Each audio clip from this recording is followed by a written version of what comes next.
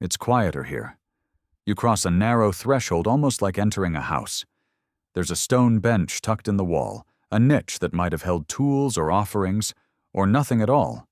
It feels lived in.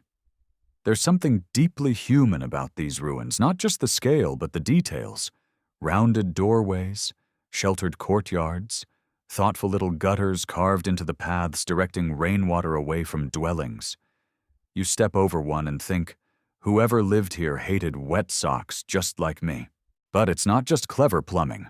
Archaeologists have found fragments of decorated pottery spindle whorls for making thread iron tools and elaborately carved combs. Not primitive stuff, not makeshift. These were not people figuring things out. They had things figured out. And then there's the birds. 7 soapstone birds have been found at Great Zimbabwe, all carved in a distinctive style. Tall, upright bodies, large eyes, no wings, and the heads of different species, eagle fish. Eagle, or even mythical hybrids. Their exact purpose, still debated. But they're sacred enough to be on the national flag of Zimbabwe today. You picture one of these birds perched silently atop a tower, catching the sunrise first. Maybe it watched over ceremonies. Maybe it represented ancestral wisdom. Or maybe it was just the local no trespassing sign. Either way, it speaks. And yet for centuries, no one listened. When colonial explorers first stumbled across the ruins in the 19th century, their journals were filled with wide-eyed awe and denial.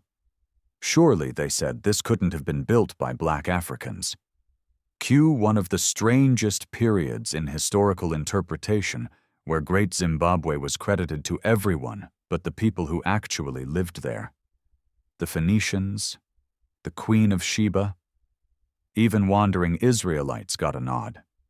It would have been funny if it weren't so infuriating.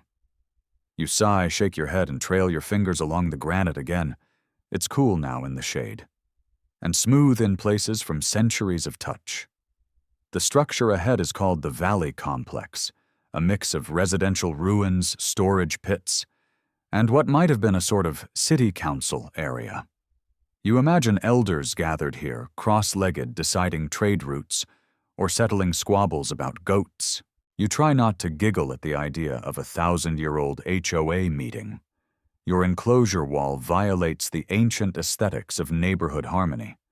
Speaking of enclosures, the builders didn't just go for height. They went for art.